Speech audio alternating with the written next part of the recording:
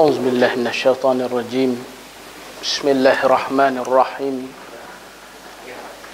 إن الحمد لله نحمده ونستعينه ونستغفره ونعوذ بالله من شرور أنفسنا ومن سيئات أعمالنا من يهده الله فلا مضل له يضلل فلا هادي له أشهد أن لا إله إلا الله وحده لا شريك له وأشهد أن محمدا عبده ورسوله اللهم صل وسلم وبارك على نبينا محمد وعلى آله وصحبه وبارك وسلم أما بعد فإن أصدق الحديث كتاب الله وإن خير الهدي هدي محمد وشر الأمور محدثاتها فإن كل محدثة بدعة وكل بدعة ضلالة وكل ضلالة في النار أو كما قال النبي في حديث الشريف الصحيح فقال سبحانك لا علم لنا إلا ما علمتنا إنك أنت العليم الحكيم ولا حول ولا قوة إلا بالله ربي يسر ولا تعسر ربي تمم لنا بالخير. Yang saya kasihi tuan-tuan, puan-puan, muslimi muslimat, jamaah yang dirahmati serta dikasihi sekalian. Alhamdulillah, pertamanya dan selamanya kita merafakkan setinggi-tinggi kesyukuran kepada Allah Jalla wa'ala, kerana dengan limpah kurnia dan inayahnya maka kita dapat berhimpun di dalam majlis ilmu, majlis ta'lim ni, dan mudah-mudahan kita dapat sedikit sebanyak ilmu yang mana kita boleh jadikan sebagai amalan kita, bekalan kita untuk menuju ke kampung akhirat kita, bertemu dengan Allah Subhanahu wa taala. Dan seterusnya kita berdoa mudah-mudahan para mujahidin yang sedang berjuang menegakkan agama Allah sekarang dibantu dan dimudahkan urusan mereka oleh Allah Subhanahu wa taala. Dan kepada sahabat-sahabat kita yang sakit, sama ada di hospital, di rumah, kita mendoakan kebaikan, kesabaran dan kesembuhan bagi mereka insya-Allah. Jadi hadhil kuliah awal marrah. Arab kata, Melayu lah kata, tadi Arab. Ini adalah pertama, kuliah kita yang pertama, dan insya-Allah saya taklah berhajat untuk nak masuk lagi apa yang ada dalam kitab yang dicadangkan kepada kita untuk kita bedah, untuk kita baca dan kita kaji, iaitu kitab Zadul Ma'ad. Tapi insya-Allah pada malam ni kita akan sentuh sedikit, ingatkan diri kita tentang kelebihan penuntut ilmu dan juga adab-adab kita sebagai talabul ilm, penuntut ilmu. Sebab benda ni kita mesti refresh dari semasa ke semasa untuk menambah motivasi kita, semangat kita semakin lama yang mana semakin pudar. Mungkin kita cenderung mailun kepada benda-benda yang lain selain daripada tujuan utama kita menuntut ilmu ini untuk mencapai mardatillah, untuk mencapai redha Allah Subhanahu wa taala. Macam mana tiap-tiap kali kita salat, kita baca doa, Allahumma inna nas'aluka ridhaka wal jannah wa na'udzubika min sakhatika wan nar. Itu kita, tujuan kita untuk mencapai redha Allah dan rahmat Allah. Tuan-tuan, kita selalu tengok ataupun selalu kita baca, ya Allah rahmatilah kami. Saya nak tanya, apa itu rahmat Allah paling besar sekali?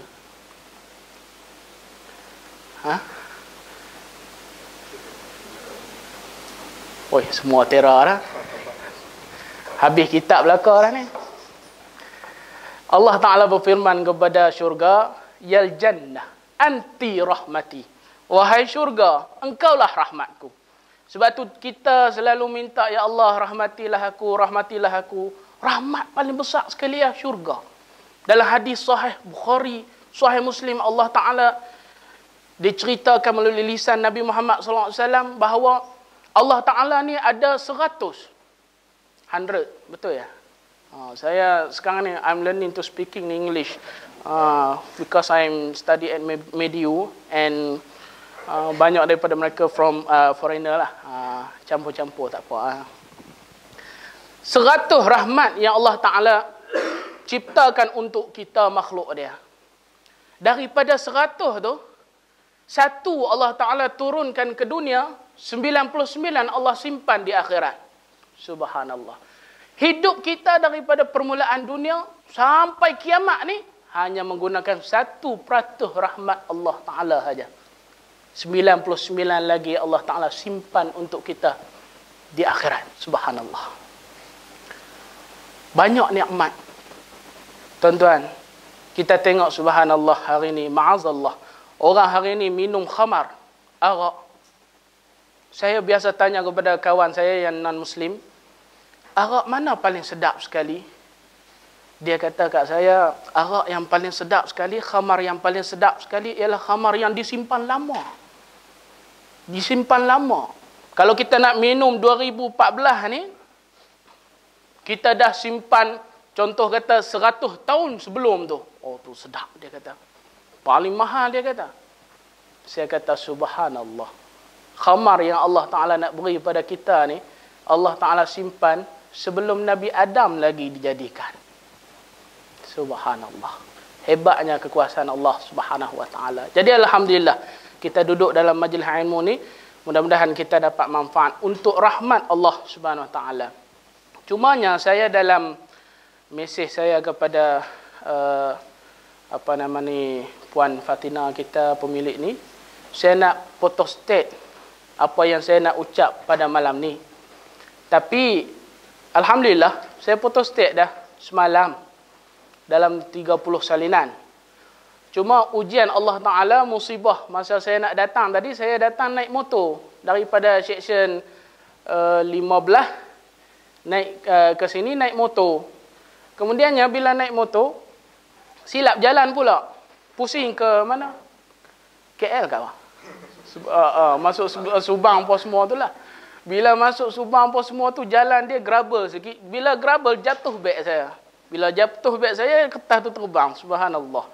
Jadi alhamdulillah rezeki kita kok lain, bukan kok tu. Jadi insya-Allah, sebab musibah ni makcik-makcik, tuan-tuan dan puan-puan sekalian, subhanallah, tiap-tiap kali Allah Ta'ala beri dalam hidup kita untuk angkat darjat kita. Untuk angkat darjat kita. Sebab tu sebahagian salafus salih dalam kitab dia, antaranya Ad-Da' wa Dawa' dan sebagainya, Ibnu Qayyim Al-Jauziyah, dia kata, hidup kamu ni penuh dengan musibah. Kalau kamu tak mau musibah atau kamu tidak mau ujian, maka jangan hidup. Alladzi khalaqa mauta wal hayata liyabluwakum ayyukum ahsanu amala. Allah Ta'ala ciptakan kamu ini untuk mengujikan kamu, hidup kamu, mati kamu, ayyukum ahsanu amala. Siapa di antara kamu yang terbaik amalan dia. Jadi bila kita hidup, kita kena bersedia untuk menghadapi apa sebarang pun ujian. Cumanya kita kena ingat, la yukallifullahu nafsan illa wusaha. Allah tidak akan berati kita, tak akan bebankan kita mengikut hanya yang kita mampu saja. Allah akan bagi ujian pada kita pada apa yang kita mampu, tahap iman kita. Sebab itulah paling besar ujian Nabiullah, Anbiya, para nabi, tuan-tuan dan puan-puan sekalian. Dan kita kena ingat bahawa ujian dalam hidup kita ni sikit saja. Walanabluwannakum bisyai'in minal khauf. Min, ulama bahas perkataan min di situ, dikatakan min litabai. Min untuk kata Allah Ta'ala ni, dia nak uji kita. Dia, orang boleh kata cuek sikit lah. Cuek sikit lah. Subhanallah. Tu pun kadang-kadang kita sampai ada yang terjun bangunan. Subhanallah. Hidup kita, tuan-tuan dan puan-puan sekalian, alhamdulillah. Jadi kita syukur pada Allah Ta'ala. Walaupun ujian Allah Ta'ala datangkan, walaupun musibah Allah Ta'ala beri pada kita, tapi kita teringat Hamka, dia kata, banyak ujian kamu dicuba oleh Allah Ta'ala. Hari ini masih lagi kamu tetap duduk di sini menikmati nikmat yang Allah Ta'ala berikan pada kamu. Subhanallah. Syukur nikmat Allah. Syukur, terima kasih kita kepada Allah Subhanahu Wa Ta'ala kerana telah mengukuhkan iman kita sampai tahap ni. Nak datang ke sini pun bukan senang. Mungkin hari ni kita kerja, kita study, kita macam-macam pekerjaan kita. Tapi Allah Ta'ala beri kekuatan untuk kita duduk di dalam majlis ilmu ni, tuan-tuan dan perempuan sekalian. Jadi kita tengok sikit makcik-pakcik, tuan-tuan dan perempuan yang dikasihi oleh Allah. tentang kelebihan-kelebihan orang yang menghadiri majlis ilmu. Kita tengok apa yang lebihnya. Apa lebihnya kita daripada orang yang luar daripada majlis ilmu. Tuan-tuan, dalam surah Az-Zumar ayat 9 Allah Ta'ala kata, Qul hal yastawi alladhina ya'lamun walladhina la ya'lamun. Hai Muhammad, katakanlah, tanya orang-orang musyrikin tu, sama ke tak orang yang mengetahui dan orang yang tak mengetahui? Sama tak? Sama atau tidak orang yang diberi ilmu dengan orang yang tidak diberi ilmu? Sama atau tidak? Ayat ni dia suruh terkis kita, fokuskan kita untuk fikir. Sama ke tak? Sebab kita nak tengok darjat orang berilmu ni. Bila ayat Al-Quran dia perintah sesuatu, fikir. Ibnu Abbas, bilalah Allah Ta'ala kata, Ya ayuhalladzina amanu, Ya ayuhalladzina amanu, Ya ayuhalladzina amanu. Kami para sahabat, bila dengar saja Ya ayuhalladzina amanu, kami berhimpun di keliling Rasulullah SAW. Nak tahu apa yang Allah Ta'ala perintahkan kepada kami. Inilah Nabi SAW kata, Ibadur Rahman, hamba Allah. Hamba Allah. Sebab itulah gelaran Abdullah ajaib, cukup hebat. Bukan gelaran biasa-biasa. Sebab ramai yang tidak sembah Allah. Tapi bila kita dipanggil Abdullah, sebab tu kita dalam masa yang sama kena belajar bahasa Arab. Supaya bahasa Arab ini dia mempunyai roh. Kadang-kadang bahasa Melayu kita tidak ada roh. Tapi bahasa Arab tu dia ada makna daqiq, makna yang cukup dalam. Abdullah, hebat. Subhanallah. Jadi, ayat ni suruh kita fikir. Sama ke tak orang yang berilmu dengan orang tak berilmu? La yastawi. Sudah semestinya orang berilmu dengan orang tak berilmu ni tak sama. Kalau tidak, tak ada lah anak murid, tidak adalah guru. Kalau semua sama. Tapi, nak menyatakan bahawa orang berilmu ni tidak sama dengan orang yang tidak berilmu. Itulah ada guru, itulah ada anak murid, tuan-tuan dan puan-puan sekalian. Ha? Kemudian Allah Ta'ala kata lagi, macam mana tak samanya orang berilmu dengan orang yang tidak berilmu ni? Allah Ta'ala kata dalam Quran, Yarfa'illahu alladhina amanu minkum walladhina utul ilma darajat. Subhanallah. Cuba kita tadabbur ayat ni. Yarfa'illah. Kalau kita terjemah secara harfiah, Yarfa'. Yarfa' dia mengangkat. Allahu oleh Allah. Siapa angkat di sini? Allah. Nampak tak? Yarfa'illahu. Yang mengangkat di sini ialah Allah. Allah angkat siapa? Alladzina amanu minkum. Orang-orang yang beriman antara kamu. Walladzina utul ilma darajat. Dan orang yang dibagi ilmu beberapa darjat. Tuan-tuan, siapa angkat sini? Allah. Para ulama bahas, mufassirun dia bahas. Ulama-ulama tafsir dia bahas. Subhanallah. Dia kata, kesimpulan dia, mulahazah dia, siapa-siapa orang yang Allah Ta'ala angkat darjat dia, mustahil dia akan dijatuhkan oleh manusia ataupun makhluk Allah. Tuan-tuan, syarat dia dua. Amanu dan juga alimu. Dia mengetahui. Amanu, dia beriman. Alimu, dia mengetahui. Dua syarat ini kalau ada pada dia, Allah Ta'ala angkat darjat dia. Di dunia dan juga di akhirat. Tuan-tuan pernah masuk ke universiti, pernah belajar di universiti, mungkin peringkat sampai peringkat PhD, tuan-tuan. Bila kita dengar ilmu yang pensyarah kita lafazkan, pensyarah kita ucap tu, subhanallah. Something new. Benda yang baru. Kita tak tahu sebelum ni, dia cakap, alhamdulillah, masuk dalam diri kita, tambah ilmu kita. Kita tahu, ambil benda yang baru daripada mereka. Sebab apa? Mereka ada ilmu. Dan bila kita rasa, cikgu-cikgu kita, guru-guru kita tahu lebih sikit daripada kita, kita rasa hormat dia. Betul tak? Betul tak? Tengok senyap ya. Ni faham tak faham saya kata ni. Tuan-tuan, Mudah-mudahan Allah mafaqihna fid din wa alimna ta'wil. Allahumma amin. Rasa mengantuk ni biasa. Mengantuk ni syair Arab dia kata an-naum ni'matun tabi'iyatun walau lam yash'ur an-naim. Mengantuk ni adalah satu nikmat tabiat. Tidur ni adalah satu nikmat tabiat. Walaupun orang yang tidur tu dia tak tahu di mana nikmat tidur. Betul tak? Sebelum kita tidur mengantuk, tak rasa nikmat tidur. Lepas kita tidur, kita rasa segar, tak rasa nikmat tidur. Masa kita tidur, tak rasa apa-apa. Mana tak tahu bila rasa nikmat sedapnya tidur tu tak tahu. Jadi jangan tidur. Tuan-tuan, ini syair sinis daripada ulama dulu. Sebab tengok anak murid dia banyak mengantuk, dia untaikan syair. Subhanallah. Kemudian, tuan-tuan dan puan sekalian, janji-janji daripada Rasulullah SAW kepada penuntut ilmu cukup banyak dan cukup hebat. Antaranya Nabi SAW sebut pada kita pada hadis yang selalu kita dengar. Mungkin sebahagian kita dah hafal hadis ni, man salaka tariqan yaltamisu fihi ilman sahalallahu lahu bihi tariqan ilal jannah. Hadis rawahu Muslim. Hadis sahih. Barang siapa yang melalui satu perjalanan, dia nak menuntut ilmu, maka Allah mudahkan baginya jalan untuk menuju ke syurga Allah. Subhanallah.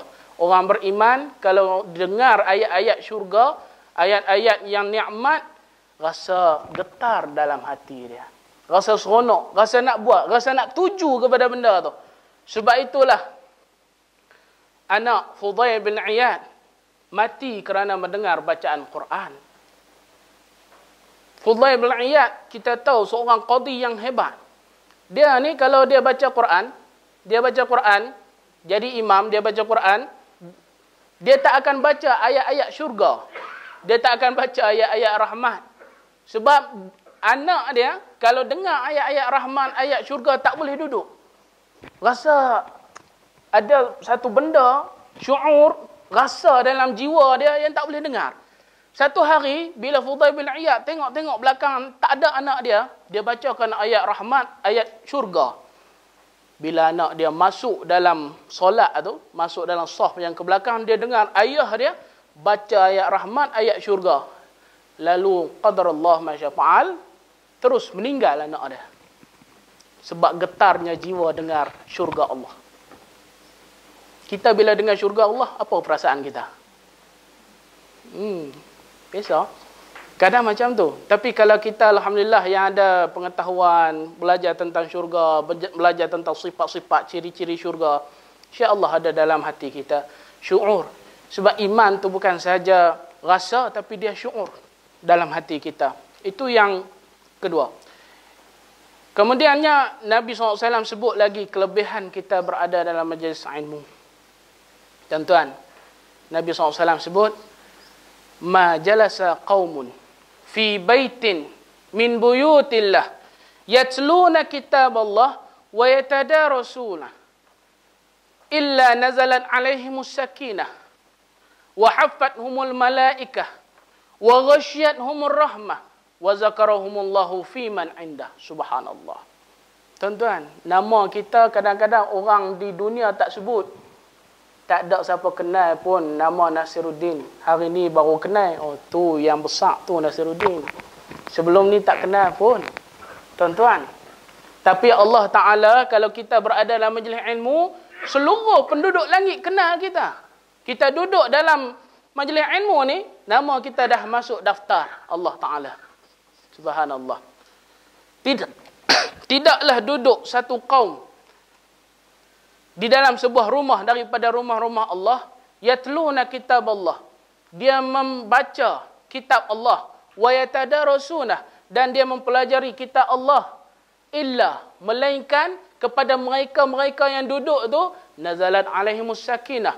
Allah Ta'ala turunkan ketenangan dalam jiwa dia. Wa ghasyiyatuhumur rahmah, dan Allah Ta'ala naung dia dengan rahmat. Wa hafathumul malaikah, dan malaikat naung dia sampai ke langit ketujuh. Subhanallah. Wa zakarahumullah fi man indah, dan Allah sebut nama kita satu persatu di sisi Allah dan di sisi para malaikat ahli langit yang berada di sana. Subhanallah. Ini satu kelebihan yang kita nak kena kejar, yang nak kena kita capai. Mudah-mudahan kita diberi istiqamah untuk menuntut ilmu ni, tuan-tuan, makcik-pakcik yang saya kasihi sekalian. Dan alhamdulillah, bila kita berada di sini, artinya kita telah menghidupkan sunnah Nabi SAW. Majlis ilmu, sunnah Nabi SAW. Sebab tu Nabi sebut dalam satu hadis bima makna, kalau kamu ni jalan, kemudian kamu nampak raudhatin min riyadil jannah, satu taman daripada taman-taman syurga, farta'u, maka duduklah di situ. Kemudiannya para sahabat tanya Rasulullah, ya Rasulullah, qila ya Rasulullah, wa ma hiya raudhatil jannah, apa tu taman syurga ya Rasulullah? Maka Rasulullah SAW pun sebut halaqatul zikr atau majalisul ilm, halaqah zikir atau majlis-majlis ilmu. Itu taman syurga. Taman syurga, majlis ilmu. Subhanallah. Sebab apa? Majlis ilmu ni boleh mengantarkan kita ke syurga Allah. Tuan-tuan. Dan bila Nabi sebut tentang majlis ilmu, artinya majlis ilmu ada pada zaman Nabi. Bila ada pada zaman Nabi, itu sunnah Nabi SAW. Bila kita hidupkan sunnah Nabi, apa ganjaran dia? Kita yang orang duk perang, kadang-kadang orang kata kita macam-macam. Tuan-tuan, orang cop kita macam-macam. Kaum muda lah, orang sesat lah, Wahabi lah, macam-macam. Orang fitnah kita. Muka saya ni tak tahulah orang cop macam mana lah. Sebab tu ada orang kata muka ustaz-ustaz yang duk mengajar sunnah ni macam kain batik. Orang duk cop macam kain batik. Subhanallah. Apa ganjaran dia? Tuan-tuan, Nabi sebut dalam hadis yang sahih, man ahya sunnati faqad ahabbani wa man ahabbani kana ma'il fil jannah. Subhanallah. Nabi SAW sebut kepada kita, siapa yang menghidupkan sunnah saya, maka sesungguhnya dia telah mencintai saya. Siapa yang cinta kepada saya, dia akan bersama dengan saya di dalam syurga Allah. Subhanallah. Ini ganjaran paling hebat. Duduk dengan Nabi di syurga. Kita tengok dalam rancangan Laukana Bainanal Habib. Orang duk tunjuk dalam TV Hijrah tu. Kalaulah Rasulullah bersama dengan kita. Tuan-tuan, ayat tu pun tak apa betul dah. Rasulullah mana ada, dia dah wafat. Kalaulah Rasulullah bersama kita, orang tanya banyak, kalau Rasulullah bersama kamu, apa kamu nak buat? Orang tanya seorang lelaki, dia kata, sallu alaih, saya nak selawat ke atasnya. Tanya banyak orang, saya nak selawat, saya nak selawat. Selawat bagus. Cumanya, saya tertarik dengan jawapan seorang wanita. Apa kamu nak buat kalau Rasulullah bersama dengan kamu? Sa'attabi'u. Saya nak ikut dia. Mana pun dia pergi, saya nak ikut. Subhanallah. Menitik air mata kita tengok. Ini betul-betul iman. Betul-betul iman. Bukan kita cinta Nabi, kita buat benda lain yang Nabi tak suka, yang Nabi tak syariatkan. Innal muhibba liman yuhib muti'. Imam Syafi'i kata, sesungguhnya orang yang cinta tu terhadap siapa yang dia cinta, muti', taat. Makna kalau kita cinta seorang, kita akan ikut dia. Bukan kita akan khalif dia, kita akan berbeza dengan dia. Isteri kita, dia suka apa? Kita cinta kat dia. Dia suka, kita pun suka benda tu. Tuan-tuan, dia pakai macam tu, kita pun nak pakai macam tu. Maksud saya color lah, bukan baju.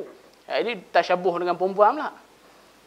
Tuan-tuan, dia buat apa time tu, kita pun nak buat. Subhanallah. Ini rasa cinta. Rasa cinta. Tuan-tuan, jadi siapa yang cinta kepada Nabi, sesungguhnya dia akan bersama dengan Rasulullah SAW di dalam syurga Allah Subhanahu Wa Taala. Sebab tu Nabi kata, salasun man kunna fihi wajada halawatul iman. 3 perkara. Kalau siapa ada 3 ni, maka dia telah mendapat kemanisan iman. Yang pertamanya ialah dia cinta kepada Allah dan Rasulullah lebih daripada segala-galanya. Cukup kita ambil 1 poin. 1 ni pun subhanallah, sudah hebat. Makcik-pakcik dan tuan-tuan perempuan yang dikasihi sekalian. Ya, insya-Allah kita akan belajar kitab Zadul Ma'ad ni, tuan-tuan dan puan-puan sekalian, untuk kita lebih dekat dengan Rasulullah sallallahu alaihi wasallam. Kita lebih dekat dengan Rasulullah sallallahu alaihi wasallam. Nanti kita akan membaca adab-adab menuntut ilmu, mudah-mudahan dengan ada adab-adab bila kita baca kitab Zadul Ma'ad ni bertambah ilmu kita. Sebab orang kita di Malaysia ni dah banyak lari daripada adab menuntut ilmu. Antaranya kathratut tadahhuk fi majalis ilm. Banyak ketawa di dalam majlis ilmu. Tuan-tuan, majlis ilmu bukan majlis untuk ketawa, tapi majlis ketenangan. Ketawa dengan tenang lain. Memang kita perlu bergurau senda dalam beberapa keadaan dan ketika, tapi bukan selama-lamanya. Ada seorang ustaz, baguslah cara dia nak tarik orang dengan banyaknya dia buat orang ketawa. Bagus. Cuma hanya kadang-kadang joke yang dia buat tu melampau-lampau syariat. Antaranya yang dia kata, orang tanya dia, kalaulah ada najis ustaz, kita hamparkan sejadah atas tu, boleh tak kita solat? Ustaz tu jawab apa? Dia kata, kalau najis setinggi gunung pun kita hampar sejadah atas tu, kita boleh solat sebab berlapis. Subhanallah. Ini fatwa yang cukup batil. Tuan-tuan, orang nampak apa Islam? Tempat kotor pun dia boleh sembahyang. Dia boleh solat. Dia boleh ibadat. Tuan-tuan, orang ketawa. Orang ketawa. Kemudiannya orang kafir ketawakan kita balik. Nak cari pesawat MH370. Dia naik Zam-Zam ala Kazam. Dia teropong macam-macam. Subhanallah. Macam-macam, tuan-tuan. Bukan setakat yang tu. Sebelum-sebelum ni pun lagi banyak pendustaan. Masukkan tangan dalam mulut buaya dan sebagainya. Nak ubat penyakit gigi. Dia buah paku. Subhanallah. Bukan orang biasa-biasa. Orang yang ada pangkat prof. Doktor. Tuan-tuan. Ni macam mana prof doktor ni? Jadi kita nak kena kembali balik macam mana yang Nabi SAW sebut. Adab-adab ilmu yang kita kena ada. Jadi insya-Allah dengan kita belajar Zadul Ma'ad ni, banyak perkara yang kita boleh betulkan. Antaranya tuan-tuan tentang maulid Nabi SAW. Ada dicerita dalam tu. Macam mana nasab keturunan Nabi. Macam mana Nabi SAW dilahirkan. Macam-macam. Kemudian yang macam mana akidah, ibadah, akhlak Nabi. Nasab keturunan Nabi. Kemudian cara Nabi dilahirkan. Macam mana sifat Nabi dilahirkan. Di situ ada diterangkan hadis-hadis yang sahih, tuan-tuan. Sebab apa hari ini kita baca sebagian kitab. Contoh kita baca kitab Berzanji. Tak maaf saya sebut. Memang banyak orang dari dulu sampai sekarang duk baca Berzanji. Kalau di Sabah, tuan-tuan. Saya sebut negeri. Tak apalah. Sebab saya pernah tinggal di Sabah. Di Sabah, tuan-tuan. Setiap kali kelahiran saja. Hari ketujuh dia buat akikah tu mesti baca Berzanji. Kitab Berzanji macam ni dia passing. Orang tu baca bait sikit. Baca bait ni sikit. Baca bait ni sikit. Kemudiannya. Bila dibaca, kita tanya, faham tak apa baca? Tak faham. Tak faham. Apa ayat mula-mula? Abtida'ul imla abismizati aliyah. Kumulakan karangan ni dengan nama zat Tuhan yang maha tinggi. Kita alhamdulillah mengaji bahasa Arab, kita boleh terjemah. Kita tanya kepada orang baca, makcik yang baca tu, makcik, bila masa makcik karang kitab ni? Dia kata, saya tak karang kitab ni ustaz. Tak pernah saya karang kitab ni. Tu makcik kata, abtida'ul imla bismizati aliyah. Mana aku mulakan karangan ni. Makcik lah karang tu. Dia kata, saya tak tahu ustaz. Banyak benda dalam kitab Berzanji ni kita tak tahu. Sampai hari kelahiran Nabi pun dikisahkan palsu. Nabi SAW lahir, terus khatan, kemudiannya sujud, ucap subhanallah. Oh, ni dalam kitab Berzanji. Tak ada riwayat macam ni, tak ada. Ada seorang ustaz, dia kata dekat kita, subhanallah. Dia kata, ustaz tu tak betul, sesat. Sebab dalam kitab sekian-sekian, dia kata, Nabi SAW lahir, terus sujud, subhanallah. Ada dalil dia. Tu Nabi Isa boleh bercakap. Takkan Nabi kita tak boleh bercakap? Ini yang kata akal dahulu daripada nas ni. Nabi tak sebut pun riwayat. Jadi dalam kitab Zadul Ma'ad, insya-Allah kita akan belajar perkara-perkara ni. Mudah-mudahan banyak daripada persoalan kita akan disingkapkan oleh Allah Subhanahu Wa Taala. Zadul Ma'ad ni maksud dia bekalan hari kebangkitan. Zad Ma'ad. Zadul Ma'ad. Zad ni bekalan. Maksud dia bekalan. Waktu orang nak pergi buat haji, Allah Taala pesan, wa tazawwadu fa inna khairaz zadi taqwa. Dan berbekalah kamu, sesungguhnya sebaik-baik bekalan kamu adalah taqwa. Itu sebaik-baik bekalan kita, makcik-pakcik sekalian. Jadi insya-Allah kita akan tengok apa bekalan kita untuk menghadapi hari Al-Ma'ad. Hari apa nama ni? Hari kebangkitan ni insya-Allah. Jadi kitab terjemahan yang saya tengok bagus untuk kita kaji tu ada di belakang sana. Boleh pas. Soal tu ambil je. Tak apa. Zuhad. Tak apa. Satu aja. Insya-Allah. Lagi ambil banyak-banyak tak habis baca pula. Tuan-tuan, ini adalah kitab Zadul Ma'ad yang diterjemah dalam bahasa Indon. Saya perhatikan terjemah ni dia agak pekat kepada Indon sikit, tapi tak ada masalah, kita boleh baca. Dan ini bukannya kitab mukhtasar. Sebab Zadul Ma'ad ada dua, satu mukhtasar, ringkasan. Ini kitab yang asal diterjemahkan. Tuan-tuan, kemudiannya ditahqiq. Kalau kita tengok di sini, atas ni dia kata ditahqiq oleh dua orang adik-beradik, nama dia Abdul Qadir Al-Arnaud dan Syuaib. Dua orang adik-beradik ini dia tahqiq kitab ni. Tahqiq, apa makna tahqiq? Cek. Cek perawi. Apa tu tahqiq? Lagi kita bawa balik ke anak kita, mak mengaji apa tadi? Ni kitab ni. Dia baca tahqiq. Apa tu tahqiq? Tak tahu. Apa tu tahqiq? Tahqiq ini maksud dia ialah dia ambil daripada manuskrip asal, kemudian dia tulis balik dengan meneliti ejaan-ejaan, huruf-huruf, imla, tulisan-tulisan yang ada pada naskah asal dia.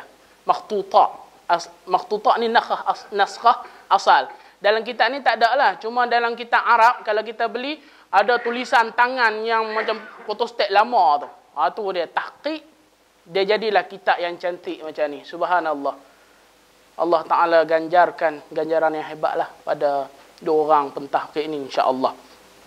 Jadi ditulis oleh Ibn Qayyim Al-Jauziyah, dan insya-Allah sisa biografi Ibn Qayyim ni masih tak terbang lagi. Jadi insya-Allah saya bagi ni, kalau yang tak cukup boleh photostat insya-Allah, ataupun nanti minggu yang akan datang kita akan photostat. Jadi inilah buku Zadul Ma'ad. Boleh kita dapatkan di mana-mana kedai, tuan-tuan dan puan-puan sekalian. Banyak dijual insya-Allah. Baik. Itu tentang sedikit sebanyak buku kita. Dan insya-Allah pada malam ni saya nak sebut sikit tentang adab-adab menuntut ilmu. Adab-adab menuntut ilmu. Bismillah. Tuan-tuan, adab-adab menuntut ilmu. Penting bagi kita ni untuk belajar adab menuntut ilmu.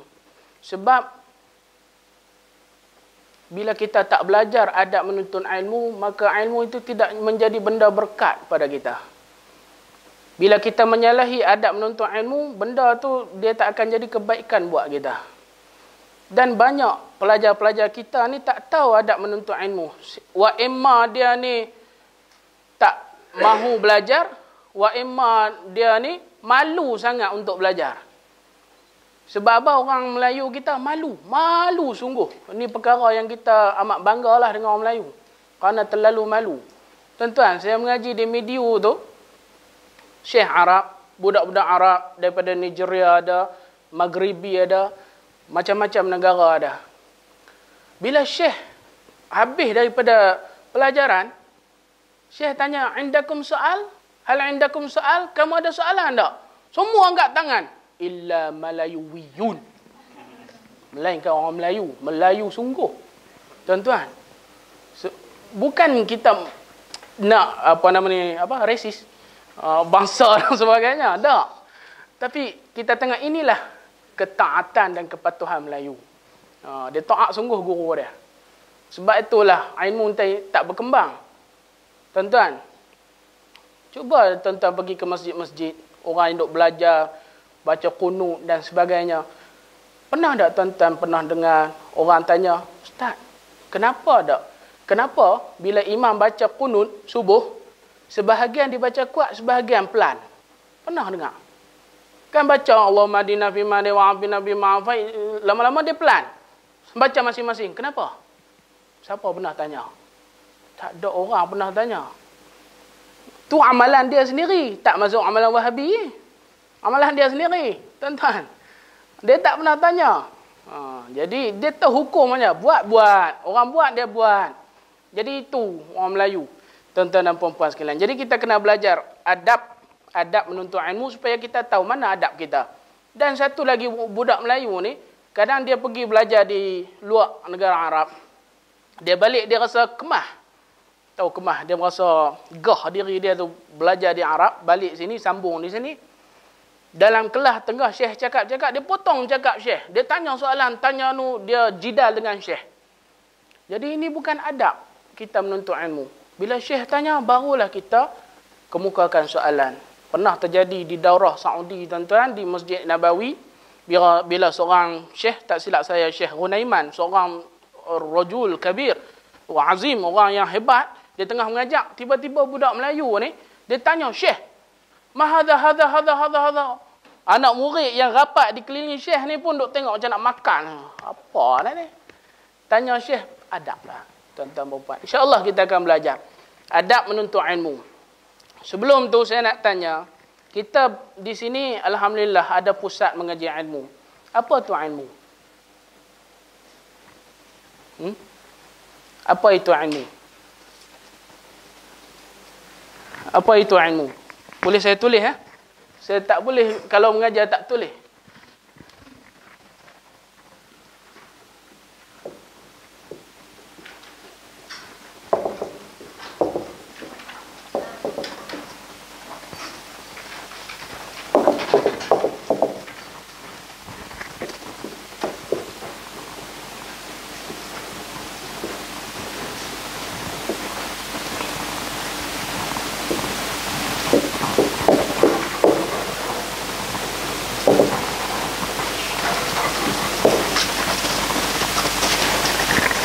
Okey, ini makna ilmu. Ini makna ilmu. Sebab nanti saya akan bahaskan, tuan-tuan dan puan-puan sekalian, siapakah orang yang boleh kita ambil dan dengar ilmu daripada dia. Sebab hari ini orang, bilalah seorang tu cakap pasal qala Allah sikit, qala Rasulullah, atau cakap pasal agama sikit, alik bata sikit. Oh ustaz, tuan guru, alim, musnid dunia. Tu dia lah.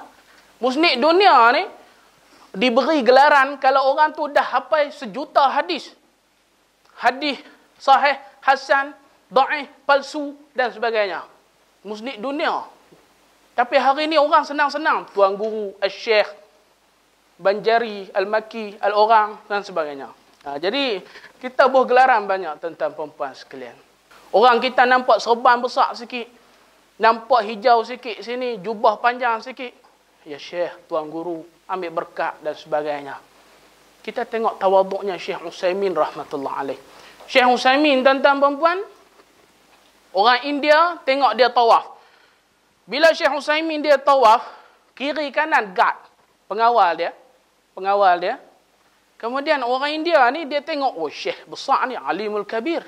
Syekh besar ni, ada escort. Dia pergi ambil berkat dekat jubah Syekh. Syekh Utsaimin kata, pergi tangkap orang India tu. Semua pergi tangkap. Bila tangkap, bawa kepada Syekh. Limaza fa'alta kadha, kadha, kadha. Pasal apa duk gabuh pakaian saya lagu ni? Dia kata, barakah. Berkat. Syekh buang mislah dia. Jubah luar tu, jubah Syekh tu. Dia bagi, khus. Ma fi barakah.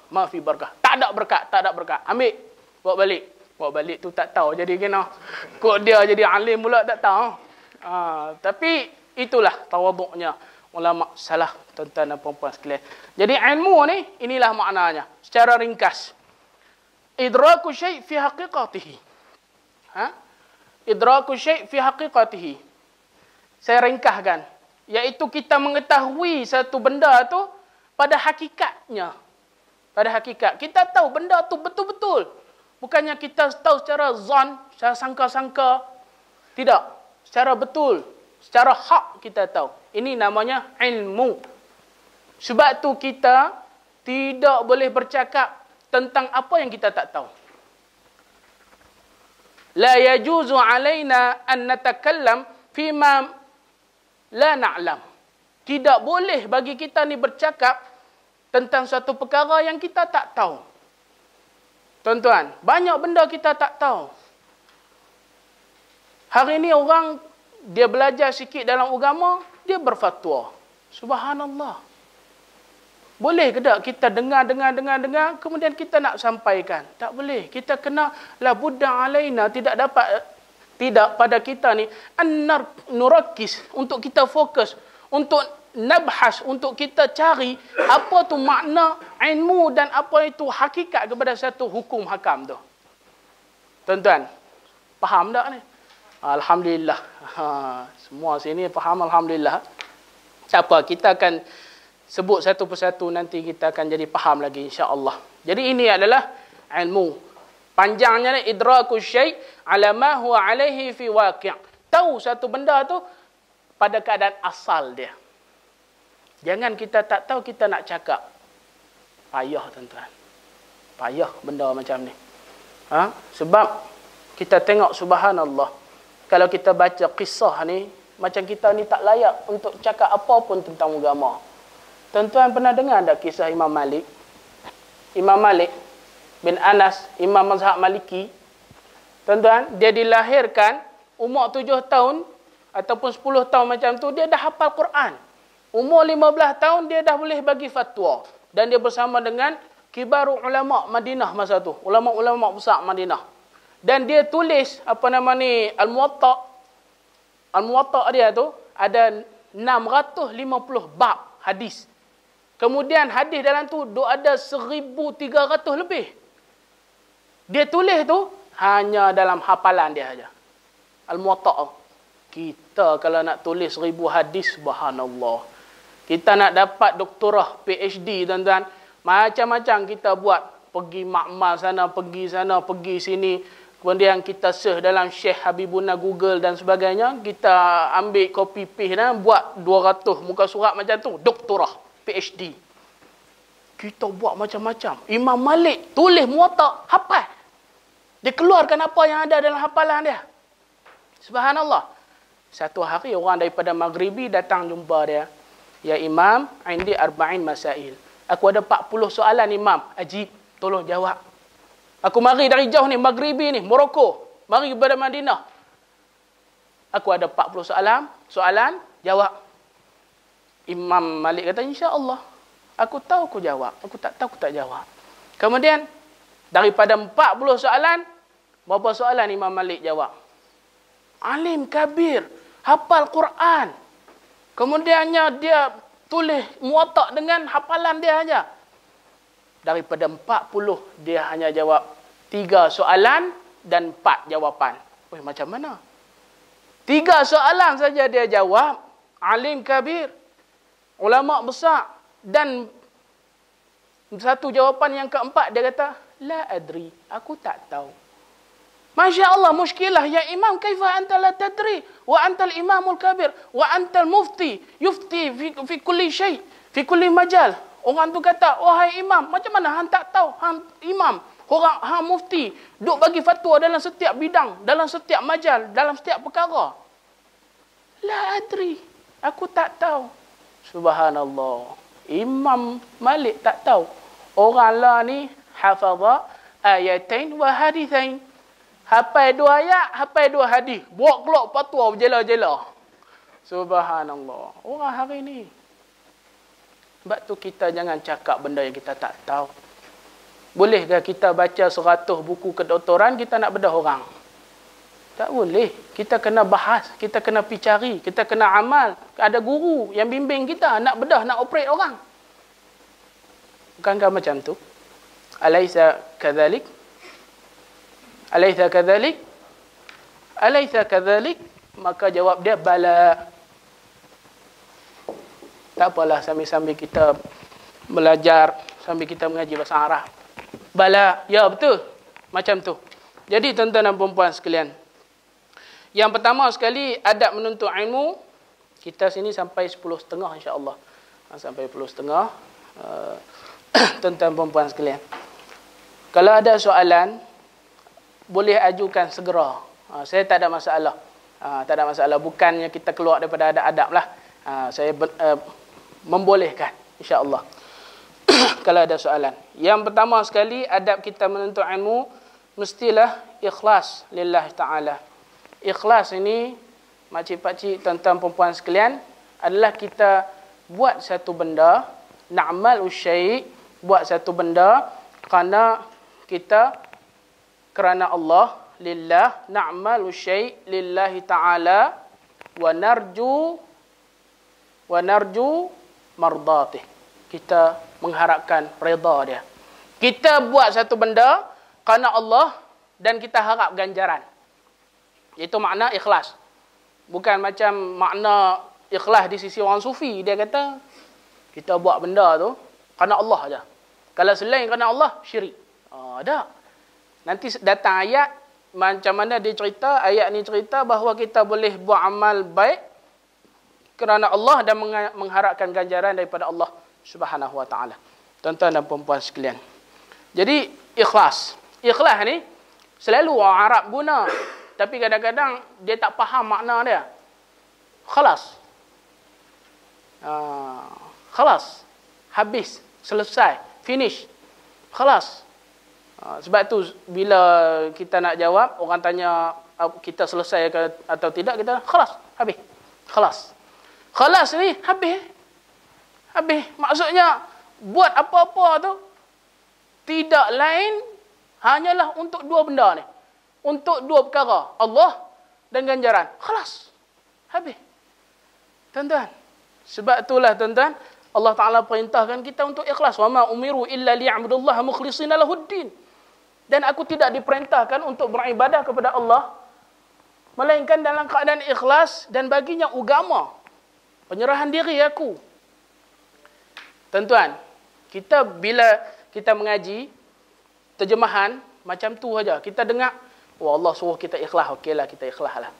Tapi apa sebab Allah suruh ikhlas tu? Apa sebab dia? Tuan-tuan dan puan-puan sekalian, kita kata, talabul ilm huwal ibadah. Menuntut ilmu ni, kita datang malam ni, kita pergi ke mana-mana kelas pengajian, ibadah. Itu tidak ada khilaf antara ulama. Menuntut ilmu, ibadah. Wal ibadah la yakhlu minal ikhlas. Dan menuntut ilmu itu, ibadah. Ibadah itu tidak sunyi daripada ikhlas. Artinya setiap gerak-geri kita, perbuatan kita, mestilah ikhlas. Wal ikhlas yuthmirul iman. Dan ikhlas membuahkan iman. Wal ikhlas yuthmirul iman. Ikhlas membuahkan iman. Wal iman dan iman yuthmiru tama'ninatul qalb. Membuahkan ketenangan dalam hati kita. Membuahkan ketenangan dalam hati kita. Warahatihi. Dan membuatkan diri kita jadi rehat. Wa qana'atihi. Dan membuatkan diri kita ni qana'ah. Artinya kita ni cukup dengan apa yang ada pada kita. Orang bagi 400 sebulan pun cukup. Orang bagi 1000 sebulan pun cukup. Bagi 200 sebulan pun cukup. Tuan-tuan. Sebab itulah orang yang kaya ni, al-ghina, orang kaya bukan kaya pada harta. Kaya pada jiwa. Kaya harta, alhamdulillah lah. Syukurlah. Jangan doa bagi jadi miskin pula. Tak boleh ha. Kaya harta ni subhanallah. Allah angkat darjat dia. Ghina. Kaya sebenar dalam jiwa dia. dalam jiwa dia, tuan-tuan dan puan-puan sekalian. Sebab apa? Orang yang kaya jiwa ni, Allah Taala sebut alladzina amanu wa tatma'innul qulub bidzikrillah. Ala bidzikrillah tatma'innul qulub. Dan orang yang beriman ni dan hatinya tenang dengan zikrullah. Ketahuilah bahawa dengan zikir kepada Allah itu menenangkan hati dia. Tuan-tuan, betul tak zikrullah tu ibadah? Betul? Betul tak ikhlas tu ibadah? Siapa beribadah, tenanglah hati dia. Siapa menuntut ilmu, boleh tak saya kaitkan dengan ibadah? Menuntut ilmu, siapa menuntut ilmu, boleh menenangkan jiwa dan perasaan dia. Sebab itulah orang yang ikhlas, dia buat apa pun, dia tidak mengharapkan ganjaran daripada manusia, tapi hanya kepada Allah dan tujuannya Allah. Allah ghayatuna, matlamatnya Allah dan ganjaran daripada Allah Ta'ala. Sebab tu bila orang yang ikhlas, dia buat satu amalan, contohnya dalam majlis, kerana dia majlis tu berlangsung, tiba-tiba orang tak sebut nama dia, dia tak akan rasa apa-apa. Kalau orang tak ikhlas, apa ni tak sebut nama aku pun. Kan? Kadang macam tu, tuan-tuan. Ni tak ada istilah kata lembu punya susu, sapi dapat nama. Tak ada. Bekpilah siapa pun dapat nama, tapi nama dia Allah Ta'ala dapat. Itu makna ikhlas, tuan-tuan perempuan sekalian. Dan orang yang berada dalam majlis ni, insya-Allah semuanya ikhlas. Tak mengharapkan ganjaran apa-apa daripada manusia, melainkan hanya untuk beribadah pada Allah. Kita semua kena belajar ikhlas. Tambah-tambah yang duk bercakap ni. Mungkin orang yang duduk ni, dia tak rasa apa-apa. Biasa, duduk, menulis, dengar. Tapi bila orang yang bercakap ni, kadang-kadang dia ada act. Oh, aku tahu. Aku pandai cakap. Jangan, tuan-tuan. Semua kena belajar ikhlas. InsyaAllah. Jadi itulah makna kita ikhlas kepada Allah Ta'ala. Kita datang menuntut ilmu ni, ikhlas. Ikhlas kerana Allah Ta'ala. Baik. Yang kedua ni, adab menuntut ilmu, iaitu jiddiyah fi talabil ilm. Jiddiyah fi talabil ilm. Artinya ialah kita bersungguh-sungguh dalam menuntut ilmu. Tuan-tuan, walaupun kita kadang rasa letih, rasa penat, rasa lelah, kita usaha juga. Kita tak main kelas ni pun, kita pergi ke kelas lain dengan jiddiyah. Koklah ustaz dalam kelas ni, tak best sangatlah penerangan dia. Tak apa, pergi kelas lain, tak apa. Tuan-tuan, lepas ni janganlah tinggal dua orang. Rimailah. Pergilah kelas ustaz mana pun, tuan-tuan perempuan. Tapi kena ada jiddiyah, kesungguhan. Nanti di akhir kita sebutkan syair Imam Syafi'i untuk kita buat bekalan kita. Jiddiyah. Kalau kita mari ustaz, siapa lagi ustaz sini yang mengajar? Ustaz Isam, Dr. Isam. Doktor dengan ustaz mana tinggi? Ustaz tinggi. Sebab ustaz dalam bahasa Arab, bahasa Melayu dia profesor. Ustaz Dr. Isam. InsyaAllah. Dia mari pun jiddiyah. Sungguh-sungguh kita. Tuan-tuan, sebab itulah sebagian salaf kata, walaupun aku mengantuk dalam kelas, tapi aku tidak menunjukkan mengantuk itu kepada guruku. Tuan-tuan, ini akhlak sebagian salaf. Kita kalau mengantuk tak apalah, gabuh-gabuh mata kita tak apa. Cuma akhlak sebagian salaf, dia rasa mengantuk pun dia celek darah sikit. Tapi jangan jegir kat saya. Tuan-tuan. Jadi begitu akhlak dia. Kita jiddiyah dalam talabul ilm. Allah SWT sebut, walladzina najahadu fina lanahdiyannahum subulana. Surah Al-Ankabut ayat 69. Dan orang-orang yang berjihad di jalan kami, pasti kami akan hidayahkan dia untuk jalan kami. Makna kata kalau kita bersungguh-sungguh, kita adakan kelas, kita wakafkan masa kita, wakafkan tempat kita, Allah Ta'ala akan jadikan ia sebagai kebajikan untuk kita bawa berjumpa dengan Allah. Man sanna fil islami sunnatan hasanatan falahu ajruha wa ajru man amila biha hatta yaumul qiyamah wala yanqusa biha syai'. Subhanallah. Siapa yang buka satu jalan kebaikan, maka baginya pahala orang yang beramal dengan perkara tu, pahala dia sendiri dan pahala yang orang beramal dengan perkara tu, sehingga hari kiamat dengan tidak dikurangi walaupun sedikit. Subhanallah. Orang yang telah menunjukkan kita kepada hidayah. Kita buat benda tu. Pahala dia Allah kira masuk ke saham kita sama. Dan saham kita tetap saham kita. Sebab tu kita ni, Nabi SAW kata, Balighu anni walau. Cakaplah. Cakap. Nampak orang makan dengan tangan kiri. Sebut. Nabi SAW ajak makan tangan kanan. Tuan-tuan, hari ini kita masuk banyak bab-bab protokol dan sebagainya. Kita tak sedar Yahudi duk bermusuh dengan kita. Yahudi terapkan kepada kita ni apa? 3S. Oh, ni orang-orang muda dia expert. Orang-orang lama lagi expert. 3S. Apa dia 3S? Kita nak sebut pun malu dalam majlis ilmu. Yang pertamanya ialah sport. S pertama sport. Sekarang ni subhanallah, sport, sukan, macam-macam sukan.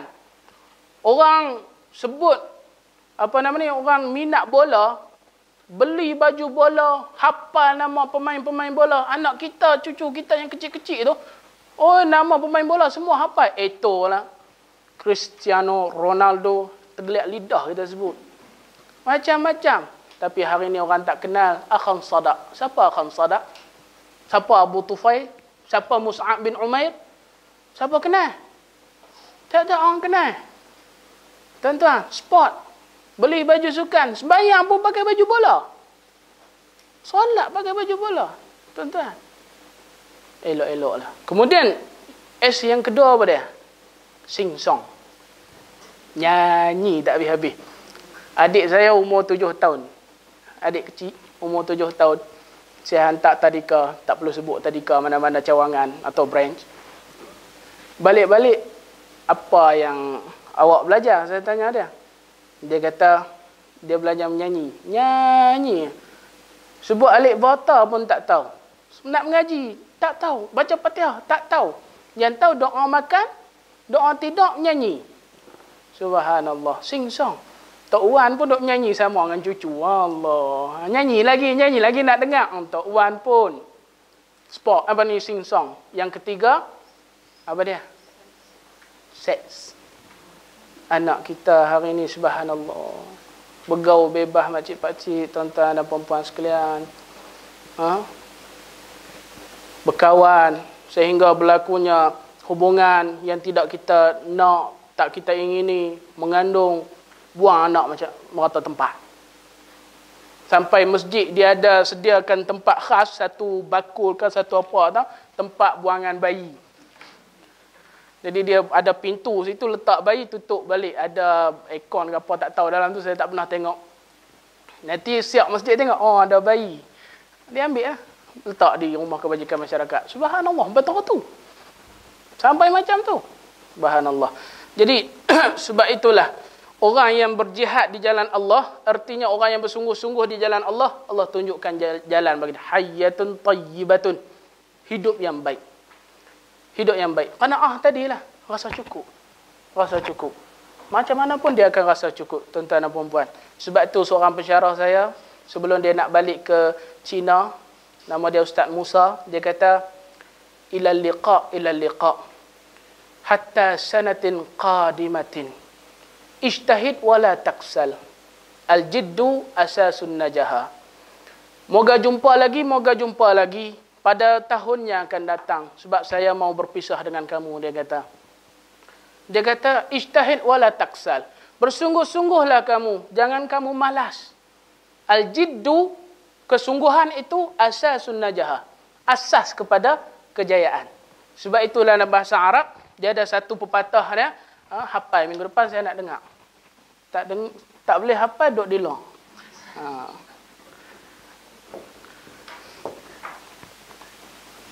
Mana wajah dah?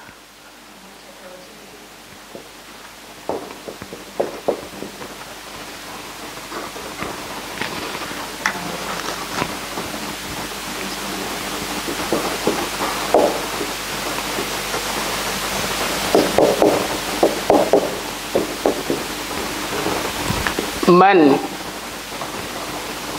jadda wajada. Siapa yang berusaha, dialah yang berjaya. Siapa yang menanam, dialah yang menuai. Betul tak? Ad-dunya mazra'atun lihasilil akhirah. Dunia ni tempat bercucuk tanam untuk menuai hasil akhirat. Betul tak? Betul. Sebab kita sekarang ni semuanya tengah diuji oleh Allah sejauh mana suburnya tanaman kita. Dan sebanyak mana kita boleh tuai buahnya di dalam syurga Allah Ta'ala. Di akhirat kelak, tuan-tuan perempuan sekalian. Sebab itu perumpamaan yang paling hampir dengan perumpamaan ni yang Allah Ta'ala bagi dalam Quran. Mathalul ladhina yunfiquna amwalahum fi sabilillah. Kamasali habbatin ambatan sab'a sanabil fi kulli thumbulatin mi'atu habbah. Subhanallah. Bandingan perumpamaan orang yang tanam sebiji benih. Orang yang buat kebajikan ni macam dia tanam sebiji benih. Biji benih itu tumbuh satu pohon. Satu pohon tu, setiap pohon ada 7 cabang. Dan setiap cabang itu ada 100 biji buah. Siapa buat satu kebaikan, Allah lipat gandakan sebanyak 700 kali lipat. Subhanallah. Perumpamaan macamlah kita menanam, esok kita tuai. Nampak makcik-pakcik sekalian. Tapi diri kita dengan jiddiah dan juga ikhlas. Kerana Allah Ta'ala. Ada satu cerita. Cerita ni memang masyhur di kalangan orang-orang pondok lah. Sebab saya dulu alhamdulillah sempat mengaji di pondok. Guru saya cerita macam mana orang yang ikhlas dibalas oleh Allah Ta'ala. Seorang tok guru ni dia ada 2 orang anak murid. Dia ajak, dia asuh, dia didik dari mula sampailah alim. Kemudiannya bila dah habis mengaji, 2 orang anak murid ni pun pergilah balik ke negeri masing-masing, balik ke kampung masing-masing. Kemudian seorang ni dia bersungguh-sungguh dia tanam ubi kayu. Tanam ubi kayu, qadarullah, satu hari dia cabut ubi kayu, masya-Allah, besar betul ubi kayu tu. Dia kata dalam hati dia tak terlintas apa-apa, dia kata, "Ish, bagus ubi kayu ni, aku hadiahkan kepada guru aku." Jadi dia pun cabut ubi kayu, dia pun jalan-jalan pergi rumah guru dia. Dia bagi ubi kayu. Guru dia kata, subhanallah, anak murid yang bagus apa semua, dia ambil ubi kayu, bawa masuk ke dapur. Bila masuk ke dapur, guru ni kata kat isteri dia, sayang, kita ni orang bagi ubi kayu, anak murid bagi ubi kayu, kita nak balas apa? Orang dulu-dulu kan, kalau orang bagi kat dia, mesti dia balas. Orang sekarang, orang bagi, seronok, alhamdulillah. Ciao. Tuan-tuan, akhlak orang dulu-dulu bagus. Mak ayah kita, tok wan kita. Abang, semalam ada orang bagi kambing kat kita.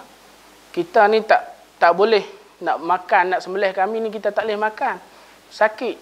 Jadi, apa kata kita hadiahkan kambing ni kat dia? Bila dia balik, tok guru dia kata, ambillah kambing ni. Kami tak ada nak makan apa, tak lalu nak makan kambing. Bawa baliklah kambing ni. Subhanallah. Buat pi dekat tok guru dia, ubi kayu, bawa balik kambing. Lalu tengah jalan, jumpa anak murid seorang lagi. Oi, bawa kambing, dia kata. Kambing, ambil dari mana? Tok guru bagi tadi. Awak dia bagi, kenapa dia bagi? Aku hadiahkan ubi kayu, dia balaslah kambing. Hak seorang ni, mai syaitan bisik dekat dia. Ubi kayu balas kambing. Kalau aku, dia tengok durian. Dia beli durian. Kalau aku bagi durian, agak-agak balas apa? Ubi kayu kambing, durian kok lembu ke apa tau. Dia bawa pergi dekat tok guru dia. Bawa pergi kat tok guru dia. Guru, ni durian saya beli tanda ingatan kepada tok guru. Tok guru dia pun ambil bawa pergi ke dapur. Sayang, ni orang bagi durian kat kita, nak murid bagi ni, kita nak balas apa? Tak ada apa abang, tadi orang bawa main ubi kayu. Bagi waktu lah. Jadi dia pun ambil ubi kayu nak bawa balik. Ini tuan-tuan perempuan. Permisalan ikhlas dengan tak ikhlas. Dunia pun Allah Ta'ala dah tunjuk tuan-tuan. Cerita ni mungkin la aslalah. Tidak ada sanad, tidak ada asal. Cumanya pengajaran bagi kita tuan-tuan. Untuk kita bukakan mata kita. Banyak lagi pengajaran orang yang ikhlas kepada Allah Ta'ala. Jadi tuan-tuan. Yang ketiga, adab kita menuntut ilmu tuan-tuan. Kita mohon pertolongan daripada Allah Subhanahu wa ta'ala. Minta pertolongan. Syekh saya, ada seorang syekh di Mediu tu namanya Syekh Dr. Hamid. Dr. Hamid ni orang Iran. Orang Iran. Dia mengajar kami akidah. Bukan syiah lah. Lagi dia kata, mengajak daripada Iran, ustaz ni mai mengajak Syiah apa? Tak. Dia Sunni daripada apa orang panggil Kurdish di ujung negara Iran. Subhanallah. Dia kata di Iran, dia cerita kat kami bagaimana nak menunjukkan jiddiyah dan juga iman kanak-kanak yang menuntut ilmu di situ. Dia buka satu institut namanya Institut Bukhari. Sebab tu dia panggil Dr. Hamid Al-Bukhari. Nisbah kepada institut yang dia buka tu. Hari-hari kami mohon pada Allah, mudah-mudahan Allah mudahkan urusan kami, ringankan bala ujian yang Allah Ta'ala berikan pada kami. Dia kata, tengah anak murid dia solat, kecil-kecil umur 12, 13, 15. Tengah-tengah solat, Syiah kepung dia punya sekolah, kemudian dia tembak seorang-seorang tengah solat tu. Sebahagian seorang anak murid dia kena kedua-dua lutut tembakan tu. Pom, kena kedua-dua, jatuh rebah. Tapi dia tetap teruskan solat lagi. Sebab dia kata, doa yang terbaik kali ialah ketika dizalimi. Dia berdoa. Apa doa yang budak tu minta? Dr. Hamid kata, aku minta mudah-mudahan aku dipanjangkan usia untuk menuntut ilmu. Sebab aku nak bawa bekal. Aku malu kalau bekalan aku sikit nak menghadap Allah Ta'ala. Allahu Akbar. Tuan-tuan, budak-budak kanak-kanak di Palestin.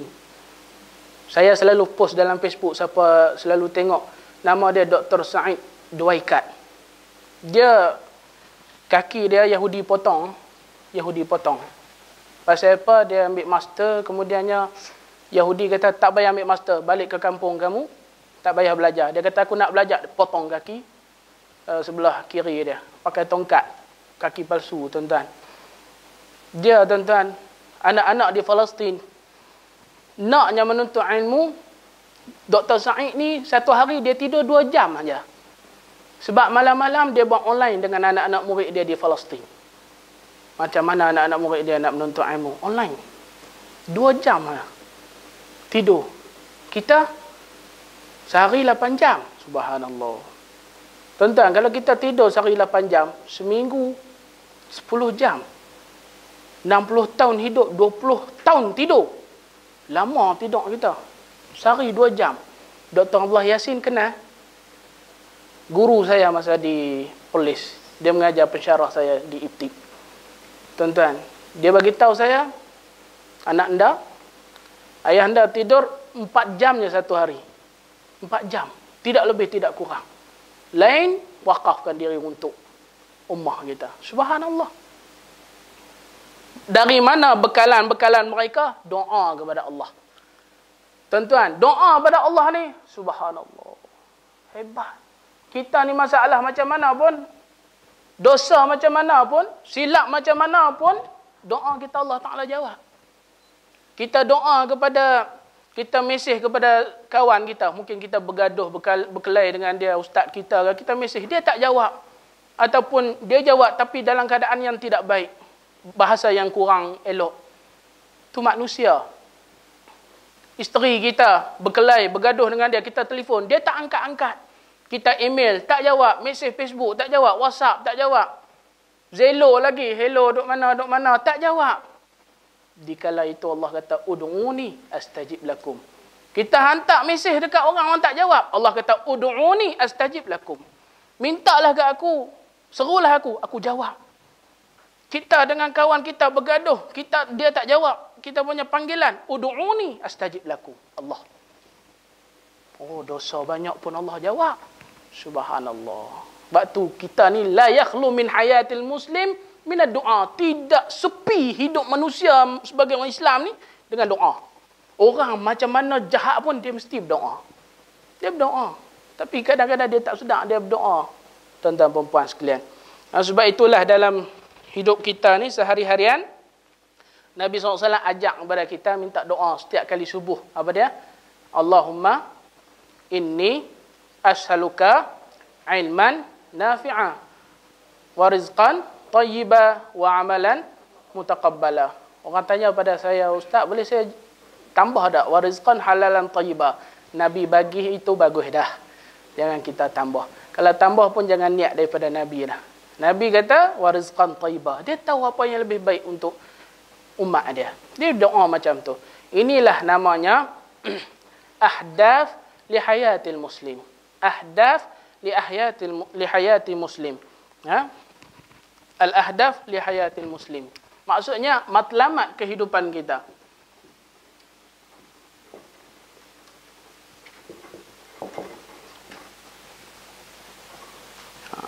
Al-ahdafu lil hayatil muslim. Tuan-tuan, kenapa doa ni selalu ulama-ulama memberikan nama dia ahdaf li hayatil muslim? Ahdaf ni matlamat. Artinya, setiap hari kita hidup, matlamat kita 3 benda ni. Yang pertama sekali, ilman nafi'ah. Ilmu yang bermanfaat. Mesti dalam hidup kita setiap hari kena fikir, aku ni hari ni ada ilmu manfaat aku dapat? Tak kira lah dengan mendengar ke, dengan pergi kelas ke, dengan jumpa dengan orang ke. Allah kata fasiru fil ard. Jalanlah di muka bumi ni, tengok apa akibat-akibat yang aku bagikan pada orang yang mukazibin, pada orang yang mendustakan ayat, pada hamba Allah yang baik. Tengok Allah Taala kata. Jadi kita ni ilmu yang manfaat. Yang kedua, rezeki yang tayyibah. Tayyib, baik. Dapat ada aku hari ni rezeki yang baik? Rezeki ni jangan ingat hak masuk dalam perut . Rezeki ni jangan ingat kita apa yang kita pakai, apa yang kita naiknya, apa yang kita duduk je. Rezeki ni ada 2, rezeki am dengan rezeki khas. Rezeki am inilah hidup kita, anak isteri kita, rumah kita, kereta kita dan sebagainya. Tapi rezeki yang khas yang Allah suruh cari, ilmu. Itu rezeki khas. Para ulama salaf memang sebut benda ni khas. Sebab orang ni selagi dia ada ilmu, dia kan hidup. Betul tak? Betul tak? Kita mengaji, jadi engineer, jadi doktor. Dari mana kita dapat duit itu? Dari mengaji kita itulah, ilmu kita. Merawat orang, berubat orang, perbaik kereta dan sebagainya. Dari ilmu yang kita dapat. Di situ Allah bagi asbab rezeki kepada kita. Ilmu yang kita ada. Dia belajar agama, dia boleh terang agama pada orang. Itu asbab rezeki yang Allah beri pada dia. Jadi puncanya ilmu. Asbab utamanya. Ilmu. Ilmu yang kita kata tadi membezakan antara seorang ini dengan seorang yang lain. Tuan-tuan puan yang dikasihi sekalian. Kemudian yang keempat, yang ketiga, amalan mutaqabbalah. Amalan yang diterima oleh Allah Subhanahu wa taala. Inilah yang 3 ahdaf, 3 tujuan kita hidup sehari-harian di dunia. Tuan-tuan, mungkin kita cakap ni sambil santai, tapi kita cuba cek balik diri kita. Muhasabah balik diri kita, tuan-tuan puan, untuk kita perbaiki diri kita. InsyaAllah. Kemudian yang keempatnya, adab menuntut ilmu, iaitu mengamalkan ilmu. Mengamal ilmu. Para ulama sebut kata hifzu ilma bil amal. Kita ini menghafal ilmu dengan amal. Makna kalau orang beramal, mesti dia ingat. Orang yang belajar tentang solat duha contohnya. Dia tahu solat duha masna-masna 12 rakaat. Kemudian dia tahu buat waktu bila, apa doa dia nak baca. Macam mana dia nak solat. Dia tahu tempat mana. Tapi tak pernah solat duha. Artinya, mungkin seminggu, 2 minggu, setahun, 2 tahun lepas daripada tu, dia akan lupa ilmu dia tu. Tapi kalau banding dengan orang yang amal dengan ilmu dia tu, hari-hari buat. Hari-hari buat. Dia ulang hari-hari. Apa maksud dia? Artinya, orang tanya bila masa pun dia boleh jawab. Betul tak? Doktor kan? Dia buat kajian hari-hari penyakit ni. Orang tanya dia boleh, saya rasa awak gini. Dia tahu. Kita yang baca sekali, buka kitab At-Tib Nabawi contohnya. Sakit ni makan ni. Atau tutup. Wassalam. Sudah. Pergi mengaji kelas lain pula. Habis kitab seronok. Buat kenuri dan sebagainya. Orang kampung. Buat kulit kuning. Habis. Tak beramal. Tak tahu pun. Sakit jumpa Tok Bomo tak? Dah lah Bomo teropong dengan buluh. Tuan-tuan. Jadi, masalah lah. Naik tikak zam-zam lah kazam. Jadi, tak tahu. Tak beramal. tinggallah, habislah. Ilmu sebaik-baiknya dihafal dengan amalan. Tuan-tuan dan puan-puan sekalian. Jadi itu adalah cara kita nak mengingati ilmu dengan amal. Tuan-tuan, orang yang mengamalkan ilmu dia ni Allah kata orang yang tak rugi. Betul tak? Dalam surah Al-Asr ayat 1 hingga 3 Allah Ta'ala kata wal 'asr innal insana lafi khusr illa alladhina amanu wa 'amilus salihat. Wa 'amilus salihat. Allah guna perkataan amal di sini. Tuan-tuan, saya nak tunjuk i'jaz Quran. Hebatnya Allah Ta'ala guna dalam Quran. Ni padam ah?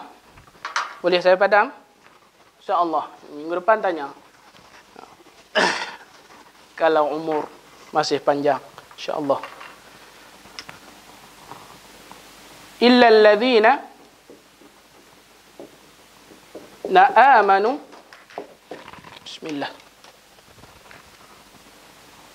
Wa amilu as-salihat. Ni saya tulis khat bukan Rosmani, khat imla'i. Saya tulis khat imla'i, makna secara tulis Arab biasa, bukan ikut Quran. Wa amilu. Orang yang tak rugi, yang pertama sekali, ni, beriman. Keduanya, beramal. Macam mana nak dapat iman? Kena ada ilmu. Tadi kita bahas dah. Beramal. Dalam bahasa Arab, kerja ni, membuat, melakukan, ada dua perkataan. Satu, amila. Satu lagi, fa'ala. Dua-dua perkataan ni, amila, fa'ala, sama maksud dia. Kerja, membuat. Kita tanya orang kan, maza taf'al? Apa kamu buat? Apa kamu sedang buat? Dengan kita tanya seseorang, maza taf'al? Maza ta'mal? Apa yang kamu buat? Sama aja translate dalam bahasa Melayu. Kalau orang mengaji harfiah saja, dia tak sampai makna asal. Dia mesti mengaji tafsir. Kalau kita nak terjemahkan, kenapa Allah tak kata illal ladzina amanu wa fa'alu shalihat? Nampak? Amilu ni dalam konteks jamak, mana plural. Ni jangan tengok apa pula. Jamak. Sagi pi mufrad pula, musanna pula, apa dia? Jangan. Ni jamak, mana plural. Plural bagi amila ni, amilu. Nampak tak? Kita buat sini. Ni satu, ni plural. Amila satu. Kalau amilu ditambah waw dengan alif belakang ni banyak. Kalau satu fa'ala, kalau jamak banyak, plural dia apa? Fa'alu. Nampak? Fa'alu. Sama aja maksud dia. Tapi kenapa Allah tak kata illal ladzina amanu wa fa'alu shalihat? Sebab apa? Ni nama dia tadabbur. Baru kita faham apa ahdas, apa tujuan Allah sebut ayat-ayat dalam Quran. Sebab tu kita kena mengaji bahasa Arab. Tuan-tuan dan puan sekalian, mengaji bahasa Arab. Sikit-sikit pun jadilah. Ini kita mengaji sikit. Kenapa dia kata mengamalkan ilmu? Al-amal bi'ilm. Dia tak kata al-fi'lu bi'ilm. Amal ilmu, bukan buat bekerjakan ilmu. Sebab beza dia amila dengan fa'ala di situ adalah kalaulah amila atau beramal, wa'amilu, artinya kalau kita buka tafsir dia kata dawamul istimrar. Makna berterusan. Kalau fa'alu, sekali saja buat. Orang yang fa'alu akan lupa. Orang yang amilu, tiap-tiap hari dia ibadah pada Allah Ta'ala. Inilah orang tak rugi. Tapi kalau orang, hari ini solat, esok tak solat. Hari ini pergi kelas, esok tak pergi kelas. Rugi. Orang tak rugi, amilu. Bukan fa'alu. Alladzina fa'alu fahishatan. Allah kata, orang yang buat satu fahishah. Fa'alu. Di sini Allah guna. Allah Ta'ala akan, marah kepada dia, kemudian kalau dia taubat, Allah ampunkan dia. Allah tak kata allazina amilu fahishatan. Orang yang beramal tiap-tiap hari, ini tak ada ampun bagi dia. Tambah amal syirik. Tapi fa'alu, satu aja Allah telah marah pada dia, tapi Allah ampunkan dia. Makna tak selama-lamanya buat jahat, tapi orang selama-lamanya buat baik, inilah orang yang tidak rugi. Al-muflih, al-muttaqin, al-muhsinin. Ni tuan-tuan dan puan-puan sekalian. Ini namanya amal. Amal ilmu artinya setiap ataupun selalu. Bukannya kadang-kadang ataupun jarang-jarang. Tuan-tuan dan puan-puan sekalian. Ini amilu. Sebab tu kita kena mengaji bahasa Arab, tuan-tuan dan puan-puan sekalian. Macam ayat min aina anta wa min aina ji'ta. Lain. Min aina anta artinya dari mana kamu datang? Min aina ji'ta macam juga dari mana kamu datang. Tapi apa beza min aina anta dengan min aina ji'ta? Artinya min aina anta dari mana kamu datang? Asal negara kamu. Min aina ji'ta dari mana kamu datang? Tadi kamu buat apa? Dari mana tadi ni? Saya dari Shah Alam. Bukan saya dari Perlis. Min aina anta? Ana min Perlis. Min aina ji'ta? Min Shah Alam. Nampak? Sebab apa Allah guna idza jaa nasrullahi wal fath? Allah, apabila datangnya pertolongan Allah, kemudiannya al-fath, pembukaan. Jaa tu tak lama dah. Nanti Mekah nak buka. Nanti kamu masuk Mekah. Jangan kalut, sabar. Tak lama dah. Idza jaa nasrullahi wal fath. Nah, tu. Ada antara mufradat perkataan-perkataan dalam Quran. Jadi amal dengan ilmu ni sentiasa melakukan ilmu. Tuan-tuan dan puan-puan sekalian, insya-Allah. Kemudian yang terakhir yang kita nak sebut iaitu kita mendakwahkan ilmu kita. Dakwahkan ilmu kita. Tuan-tuan dan puan-puan sekalian, dakwah ini daripada da'a yad'u, seru ataupun panggil. Pada hari ini orang kadang-kadang dia tak panggil, dia tak dakwah, dia berjidal. Paling suka berjidal orang perempuan. Perempuan. Paling suka. Tuan-tuan perempuan sekalian. Diakui oleh ijma' ulama. Paling suka berjidal perempuan. Pasal apa? Dia selalu buat jadilah. Jadilah. Apa tu jadilah?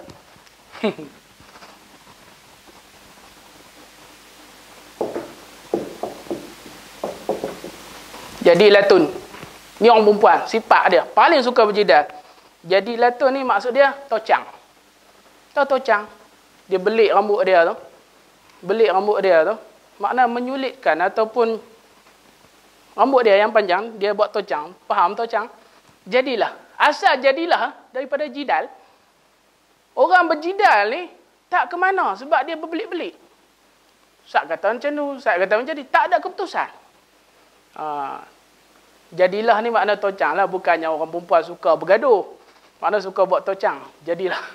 Orang lelaki tak buat tocang kecuali Cina kuno. Pegawai dia tu buat tocang. Tuan-tuan. Jadilah. Jangan kita berjidal. Kita berdakwah dengan akhlak kita, dengan ilmu yang kita ada.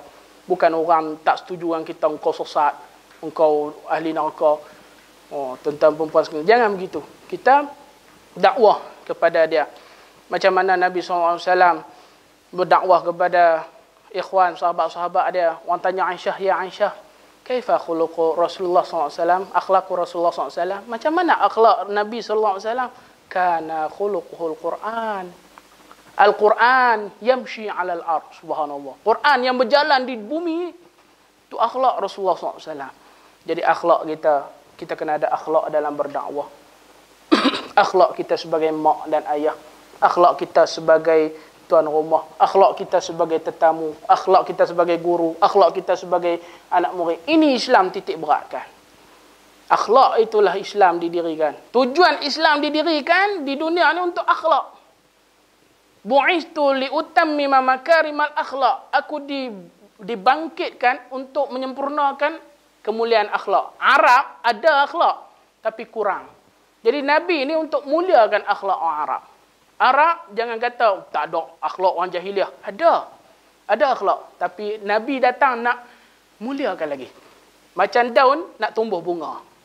Tuan-tuan dan puan sekalian. Macam tu. Jadi kita ni nak kena,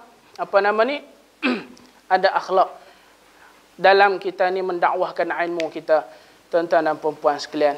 Walaupun kita sebagai guru, apa salahnya kita duduk di bawah dan mendengar guru yang lain bercakap? Tak ada masalah.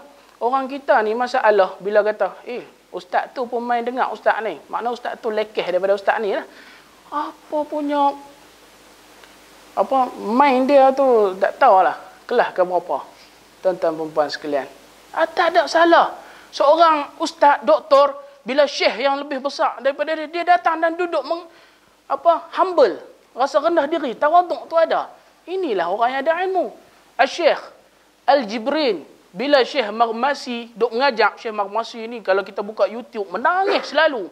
Kita buka pun hati kita subhanallah macam nak loncat pergi syurga. Dia cakap subhanallah, menangis. Bilalah Syekh Jibrin, kibaru Syekh, tok guru yang cukup hebat, Syekh Jibrin duduk dalam majlis ilmu, duduk di belakang. Syekh Maghmasi nampak, Syekh Jibrin menangis dia, menangis. Kemudian dia kata, Syekh, pasal apa Syekh duduk belakang? Marilah duduk depan. Syekh sepatutnya duduk di atas kerusi ni, bukan saya. Dia kata, anta syekhu fi ilm wa ana syekhu fil umr. Engkau syekh dalam ilmu, aku syekh pada umur. Makna tua aku ni, bukan syekh apa pun. Tu akhlak seorang da'i, pendakwah. Bukannya kita fitnah, bukannya kita umpat, keji orang. Tidak. Kita buka aib orang, tu bukan akhlak pendakwah. Manusia ni silap. Selalu silap. Jadi kita ni, semua orang melakukan kesilapan. Kalau kita tahu orang tu buat silap, jangan kita hina dia. Sebab kena tahu, diri kita pun silap. Sebab tu, seorang doktor saya di Mediu, Dr. Umar, dia kata apa dekat saya? Dekat kami semua, dia kata, ada dua keadaan yang kamu kena selalu maafkan orang. Sebab apa? Imannya belum sempurna. Yang pertama, keadaan yang pertama, apabila kamu buat salah, apabila dia buat salah, kamu hendaklah maafkan dia. Orang buat salah dengan kita, maaflah dia. Sebab iman dia belum sempurna. Kondisi kedua, kamu buat salah, kamu pergi minta maaf kepada seorang tu, dan orang tu tak mau maafkan kamu. Bila dia tak mau maafkan kita, tu satu kesalahan. Orang yang tak mau maafkan orang, salah. Kecuali ada beberapa bab yang memang dia tak ada hak untuk tidak memaafkan, macam masalah qisas, masalah balas bela. Kalau orang bunuh keluarga dia, dia boleh pilih macam-macam. Last kali maaf. Kalau dia tak mau maaf pun tak apa, dia boleh ambil duit dan sebagainya sebagai tebusan. Kalau kita minta maaf pada muamalah kita, orang tu tak mau maafkan kita, dia salah. Dia salah. Bila dia salah, maafkanlah dia. Kurang-kurangnya salah dia dengan kita ringan. Dia dengan Allah Ta'ala nanti akan dibicarakan. Tuan-tuan dan puan sekalian. Sebab itulah nasihat selalu yang salah bagi kepada kita, orang yang nak mendakwah, mesti ingat dua benda, lupa dua benda. Mungkin pernah saya ulang di sini dulu. Ingat dua benda, lupa dua benda. Ingat kebaikan orang pada kita, dan ingat keburukan kita pada orang. Orang buat baik kepada kita, kita ingat. Kita buat buruk pada orang, kena ingat. Lupa dua benda. Yakni, lupa keburukan orang pada kita, dan lupa kebaikan kita pada orang. Tak usah ingat. Orang buat buruk kat kita, tinggal bang. Kita buat baik pada orang, tinggalkan. Jangan diingat-ingat lagi. Tu ikhlas. Tuan-tuan dan puan sekalian, da'i yang cukup ikhlas. Insya-Allah. Jadi, tuan-tuan dan puan sekalian, inilah antaranya dakwah itu hendaklah dengan sif, lembut. Dan paling penting ilmu. Kita kena ada ilmu untuk berdakwah. Sebab tu Imam Bukhari dalam kitab sahih dia sebut dalam satu bab al-ilmu qabla al-qaul wa amal. Bab ilmu dulu sebelum bercakap dan beramal. Hari ini ada jemaah yang tak mengaji, tak berilmu, tiba-tiba dia nak bercakap depan orang, dia nak tunjukkan amalan dia, tuan-tuan. Banyak masyayikh sebut pada kita. Saya sebut mungkin jemaah sini. Bagus jemaah tu, tabligh. Jemaah tabligh. Bagus. Dia seru orang, bagus. Cuma kita nasihat, kalau dia sediakan sedikit diri dia dengan ilmu, itu lebih bagus. Itu lebih baik, tuan-tuan dan puan-puan sekalian. Kadang-kadang orang baru semalam dia merempik, hari ni dah nak bersyarah kat orang. Bagus dia nak ingatkan orang. Tak ada masalah. Cumanya siapkan diri kita dengan bekalan ilmu, tuan-tuan dan perempuan yang saya kasih sekalian. Jadi itulah dia berapa adab tentang menuntut ilmu. Dan akhirnya kita nak sebut sikit tentang apakah hakikat sebenar kita nak ambil ilmu tu, dari siapa dan macam mana. Para ulama salaf sebut dalam sebahagian kitab yang kita kutip, dia kata di sini, yajibu ala kulli insan yatakallam bima yajibu ala kulli insan aliman bima yatakallam. Tidak dapat tidak bagi insan ni, wajib bagi dia kena tahu secara hakikat tentang apa yang dia cakap. Wala tasma ayyi ahadun laisa mukhtasa fi hadzal kalam. Dan wasiat salaf kepada kita, jangan dengar apapun perkataan daripada orang yang tidak mempunyai pengkhususan dalam bidang tu. Doktor, dia nak cakap pasal agama. Kalau dia ada pengkhususan dalam agama, tak apa. Tapi masalahnya kadang dia cedok sana sikit, cedok sini sikit. Dia tidak ada pengkhususan. Tuan-tuan, pernah seorang doktor dia cakap motivasi pandai peram-peram orang tengah keluar air mata, Allah nangis. Tuan-tuan, bila orang tanya dia, apa tu nasih wa mansukh? Tak tahu. Apa tu mutlak muqayyad? Tak tahu. Macam mana kamu nak i'rab bismillahirrahmanirrahim? Tak tahu. Tuan-tuan, agama ni boleh kita cakap, tapi kena pastikan kesahihan dia. Khususkan bidang kita dalam bab tu. Ya, tuan-tuan dan puan-puan sekalian. Ni tapisan kita nak mendengar lah. Tapisan kita nak mendengar. Kemudian, dia kata sini, idzan indama lam ta'lam tas'al. Oleh itu, ketika kamu tak tahu satu benda tu, tas'al, tanyalah. Jangan malu, jangan segan, jangan berasa sombong untuk bertanya. Sombong ni ada dua, sombong tak mau, sombong sombong memang sombong ni bodoh sombong orang kata. Duduk, dia tak tahu, dia tak mau tanya. Kemudian ada satu sombong lagi parah, dia tak tahu, dia buat-buat tahu. Ini masalah. Ini masalah. Macam saya kata tadi, hafal 2 ayat, hafal 2 hadis. Fatwa dia satu kitab. Masalah, tuan-tuan. Wala tufti biduni ma ta'lam. Jangan kamu berfatwa tentang apa kamu tak tahu. Orang tanya, dia tak mau nampak lekeh, tak mau nampak dia tu rendah di sisi mata masyarakat, dia buat keluar fatwa je. Pang. Tu fatwa dia tu susah. Tuan-tuan puan-puan. Idza kana al-insan yufti bima lam ya'lam, yaqul, bilalah seorang manusia dia berfatwa tentang apa dia tak tahu, tapi nak keluar fatwa, halakta wa ahlakta. Halakta wa ahlakta. Hang sendiri celaka dan hang mencelakakan orang lain. Halaka ni celaka. Makna binasalah kamu dan kamu membinasakan orang sekeliling kamu. Kalau kita tak ada ilmu tapi nak bercakap. Tuan-tuan puan-puan, inilah dia sebahagian adab-adab menuntut ilmu. Mudah-mudahan dapat sedikit sebanyak pengajaran daripada apa yang kita sampaikan pada malam ni.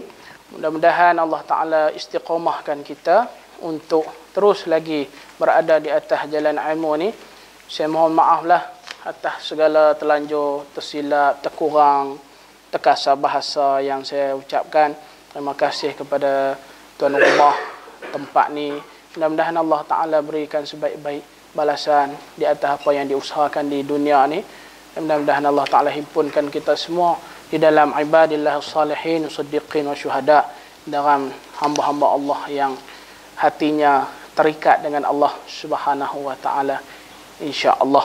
Allahumma amin. Inilah warisan Nabi SAW yang Nabi tinggal kepada kita. Ilmu, bukannya dinar, bukannya dirham. Mudah-mudahan warisan ini kita dapat faraidkan dengan baik, dengan kita ambil bahagian-bahagian kita dan akan berjumpa dengan Allah Ta'ala dalam sebaik-baik keadaan insya-Allah. Tuan-tuan, insya-Allah. Tahu tak bila kita berjumpa dengan Allah yang paling seronok sekali?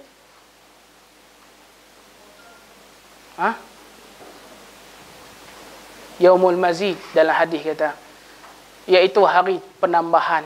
Paling seronok sekali tengok muka Allah, wajah Allah Subhanahu wa taala. Tak ada nikmat paling besar daripada melihat wajah Allah Subhanahu wa taala. Allah Taala kata, kamu ingat tak wahai hamba aku, hari ni kamu buat dosa ni.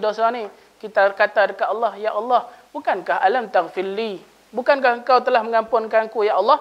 Allah kata, ya, aku telah ampunkan kamu. Sebab tu aku masukkan kamu di syurga aku ini. Kemudiannya, fayakshifu wajhu jalaluh. Kemudian disingkapkan wajah Allah Ta'ala. Tasbih ataupun ucapan zikir tu, Allah ambil. Ahli syurga yang nampak wajah Allah tu, Allah ambil. Allah bagi hadiah kat kita di dunia ni. Apa dia?